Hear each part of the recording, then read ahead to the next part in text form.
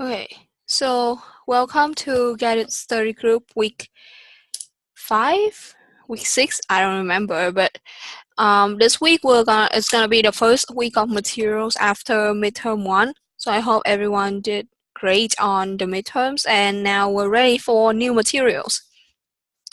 So yeah, this week is pretty light, basically just session 2.9 and 3.1. So kind of like a slower start from midterm 1. I guess everyone is still like recovering or like still finishing up midterm 1. So it's a good idea to not go too heavy on it. So 2.9 is basically about linear approximation. Again, it's like another application of derivative where you use derivative to approximate a value that is pretty hard to find without like say calculator. Say if you want to find square root of things like 2.1 or like 0.9 to the third, but you don't know like how you're gonna find them. So using linear approximation is the way that you're gonna like quickly approximate them, and it usually gives us to like a very close value. So linear approximation is to easily estimate a value of b would be relatively close to a. So as I mentioned earlier, for like the case of square root of 2.1, the value that you can find close to that is square root of 2. And then like 0.9 to the third, then the value close to that is like 1 to the third. So yeah, that's like some of the way that you link of how to find it. So the linear approximation of x is going to be the value of a. So a is like a nearby value that's easier to find. So say square root of 2 or like 1 to the third. Then you plus f prime of a. So the slope of the tangent line at x equal a, and then the difference between x and a. So we have some definitions of under and overestimate. So say like here, if you have some graph that is this way, so when you do approximation, what happens is like say if you have over here like a point, it's very close to say here's 1 and this is like 1.1. Then when you do linear approximation, basically you find this value here.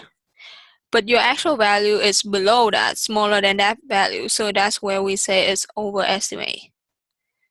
And then we also have the other case where we have like this. Then when we try to approximate this one, but then we have another, if we use linear approximation, it's going to be a value smaller than that, then that's what we call underestimate. Then, so some of the problems that we might be asked is use linear approximation to estimate a value, f of a. It's hard to compute directly, but you can use this general formula, like this general formula 1 to find that version by first identify what that function is and what is the value close to that that's easier to find. So what is the value of a? And apply the equation of linear approximation, of linearization, find the tangent and use equation 1. Another question you might be asked is like, for what values of x is the linear approximation within M? So in that case, it's just another way to say you're looking for x, knowing that f of x minus the linear approximation of x is smaller than M. So, and take that absolute value smaller than M. So that's just another way to state the function. We also have something called differentials. So differentials is kind of like a very similar thing, but the way that they present in expression might be a little different. So say like instead of L of x equal to f of a plus f prime a multiply x minus a, it actually they are written as, this is kind of like similar to L of x. It's approximately fa plus dy, which is like this. Similar, dy is like this difference in the value, but then dy can be found by the slope. Again, at that point, multiply dx. In this case, dx is just take very, very close to this value. So it's just kind of like a way to make things more accurate.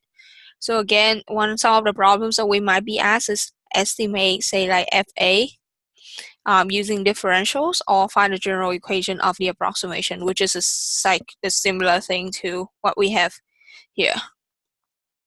So as you can see, like there's not that many type of problem, and the concept is pretty explanatory.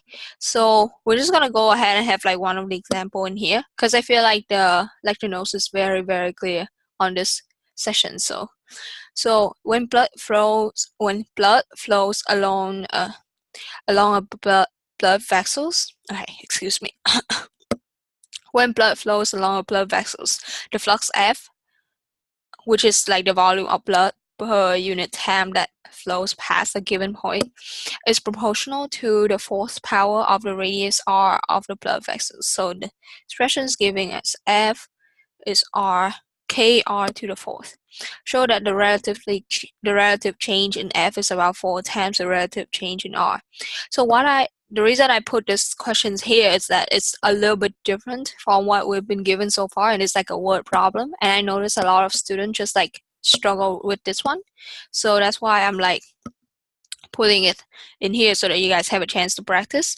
Show that, so you're looking for the relative change of F is about 4 times the relative change of R.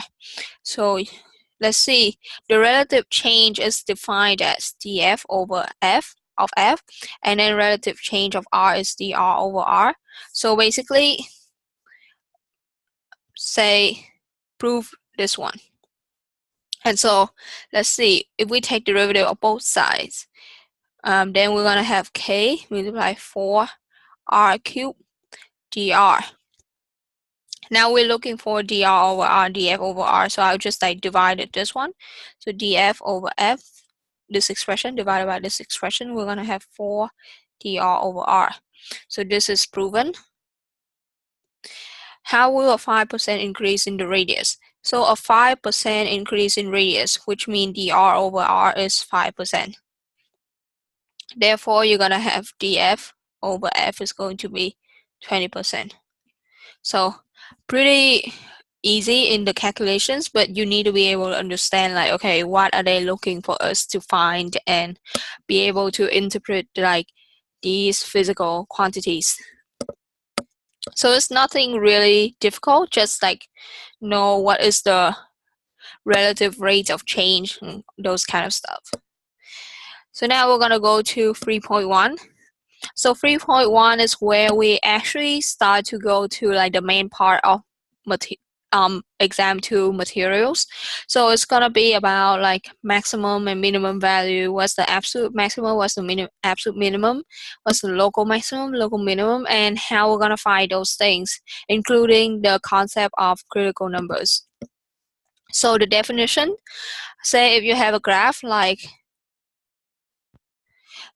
this, then the absolute, and this is the restricted domain, so you're gonna have the absolute maximum is the maximum among all of these peaks, so this is gonna be absolute maximum, and minimum is the smallest among these troughs. Then you have local maximum and local minimum. So here, if you just look at this small interval, this is a local maximum, this is a local maximum, and this is a local maximum, like in their small interval, not the entire domain. And same thing for local minimum, if you just look at like a small interval like this. We also have these are generally called extreme values. Usually they're not at the end point of a closed interval, but we're gonna see like some of them might be, and it can be found using the closed interval method. That's in the next slide. Then we have something called a critical number. Oops. So the critical number is kind of like a general name where you have a number C in the domain of F, such that either F prime of C doesn't exist or is equal to 0. So there's a theorem saying if F has a local maximum or minimum at C, then C is a critical number. So basically, usually when you find critical number, there can be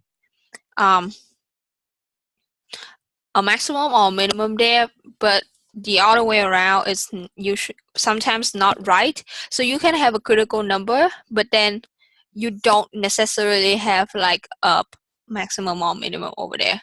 So say if you have like this, like f prime here might be a problem, but then there's no maximum or minimum there. Like it can be f prime here, I think is equal to 0, but there's no minimum or maximum in this point at all. So the other way is not right. We also have the extreme value theorem. So it's basically allow us to conclude that if you have f is continuous on a closed interval from a to b, then you definitely have f attains an absolute maximum and absolute minimum at some number in this interval. So basically it just allows us to say, okay, there is going to be a maximum and a minimum, and all we care about is how we're going to find it and what value are they, instead of like proving the fact that first they have those maximum and minimum exist. Then we have Fermat's theorem. So Fermat's theorem is not a very like big theorem, but it's pretty set out like the basis for like many of the theorem you actually learn in the few next lectures. So it's saying if f has a local maximum and minimum at c, and if f prime c exists, then f prime c equal to 0.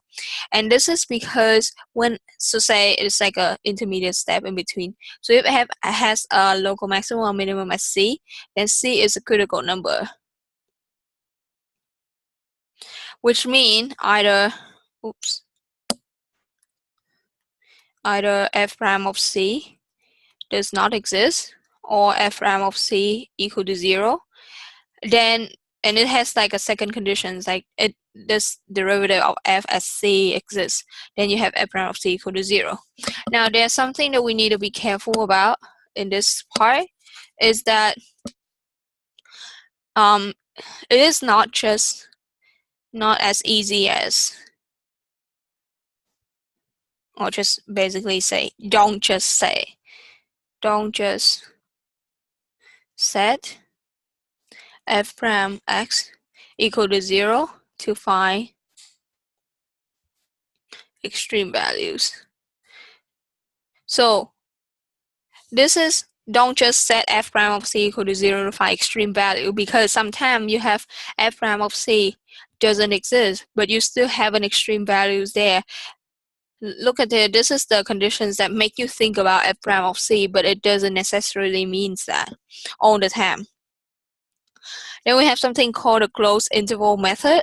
So this is the one that's gonna allow us to find maybe like the maximum or the minimum on an interval of a function on a closed interval. So from a to b. So the first step is to find all the critical numbers. So this can be done by setting f prime of c equal to 0, or f prime of c does not exist, and find what value of c is it. Then we find the values of f at the critical number and at the end point. So basically just plug all the x that you just find into into the f function and see what values the function have at those points. Then the largest of them is going to be the absolute maximum, and the smallest of them is going to be the absolute minimum. So it's pretty explanatory, just like that you have like a systematic approach to this. So let's start it with examples. So example 2 is question 38 in the book. Find the critical numbers of this. So as I say, the step to find critical numbers is just set g prime of x equal to 0 or does not exist and find what x value that satisfies this. So g prime of x, and by the way, you have to set what is the domain first. So the domain of this is negative infinity to infinity, because you don't need the expression inside cubic root to be positive at all. It can be negative as well. So when you take derivative, g prime of x is going to be 1/3 4 minus x squared to the negative third, multiply negative 2x, which is going to be negative 2 over 3 cubic root of 4 minus x squared. Now when you set g prime of x equal to 0 and then g prime of x does not exist, and you find what value of x is satisfied. Clearly here you have x equal to 0, and when this doesn't exist, which means the denominator is going to be 0, which is going to give us x equal to or -2. So all the critical number here, including -2, 0, and 2. So make sure that you take care of both scenarios of G prime of X so that you don't miss any solutions. And like, even though I say this every single year and every single semester, there's still students that make those mistakes. So really cannot quite understand. So doing the similar thing for this one, but here your domain is a little bit different. So the first step as well is to set out what is the domain. Here you have, if you rewrite this one, it's going to be 6/5, 6 to the 5, 6 x to the 6/5 minus 1/x 1/5. So clearly here's a fraction, so the denominator will not include 0. So now let's take derivative. You're gonna have 6/5 x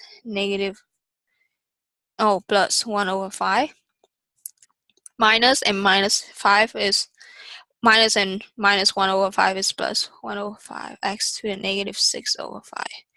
Now you set it equal to 0, and what does not exist to solve.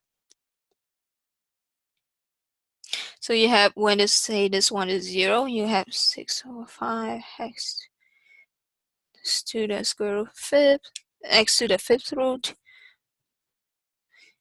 plus 1/5, 6 equal to 0. And then we have the other one is where you have the denominator is equal to 0. But this one does not belong to domain, so you don't count this into your final solution. So all you care about now is to solve this part over here, which means you have 6, 5/6 multiply 5 x to the 6 plus 1 equal to 0. Or what we say is that this is because we try to make it into the same denominator. So I'm gonna have what we have here, because x is different from 0 based on our domain, so we just solve for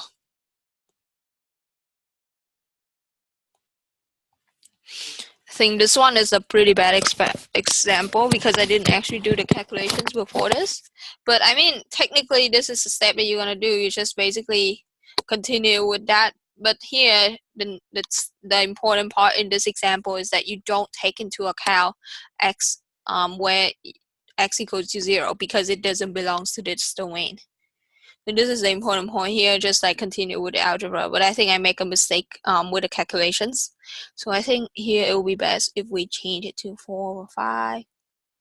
And then you have this one is negative, which is going to give me x to the 1/5.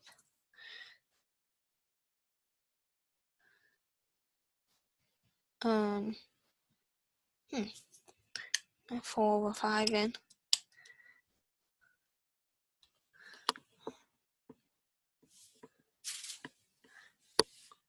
Oh no, it's actually just 4/5, x to the -1/5. So therefore, when you multiply this one on, you're gonna have x to the 5th, which of this is going to give me, so it's going to give me x to the 5th root of x to the 5th is equal to x equal to -1. So this is the value that we're looking for. So what happened is that from here to here, I try to make them in the same denominator. So what we have here is that. So to have the same denominator, this part I have to multiply this. So you have 4x to the -1/5 multiply x to the 6/5 plus 1 is equal to 0. Now you know x is different from 0 based on our domain. And so we're just going to take care of the numerator now.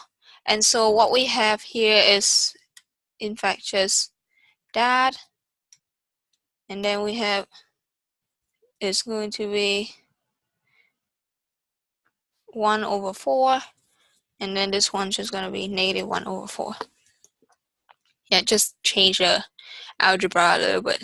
So this one is 4 multiply x to the -1/5, and this one is 2 the 6. So it just simplify our calculations into +1. Yeah. So my final answer is that the critical number only that we have is -1/4 and not including 0. Now we're gonna go to the last example of today. As I said, with this nothing much. It's just using first is finding critical numbers, and the second one is using the critical using the closed interval method to find the maximum or minimum on that interval. So here is where we're going to use it. Now let's find f prime of x. So domain is given here from 0 pi/2. We have -2 sine t plus 2 cosine 2t. Now we set it equal to 0 or does not exist. However, this is a trigonometry function, so it always have a value. So we just set it equal to 0. You're gonna have sine t equal to cosine 2t, or you can rewrite cosine 2t as 1 minus 2 sine squared t. So in this case, we just need to solve the quadratic equation of sine t, or we can treat it just as x to find what is sine t that's satisfying here. So what I have here, give me a second with the numbers and stuff.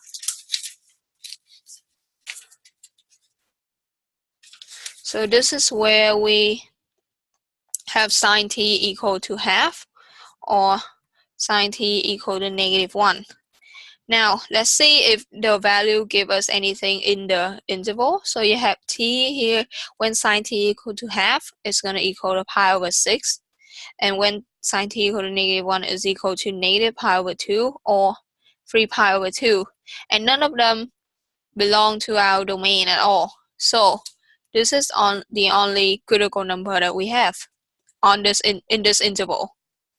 Therefore, we just find by the closed interval method, we just find f of pi/6, f of 0, f of pi/2, and see which one is bigger to be the maximum. So f of 0 is 2, f of pi/6 is 2 cosine of pi/6, it's 2 multiply square root of 3/2, plus sine 2t, sine of pi/3 is going to be square root of 3/2 as well, which is going to give me 3 square root of 3/2.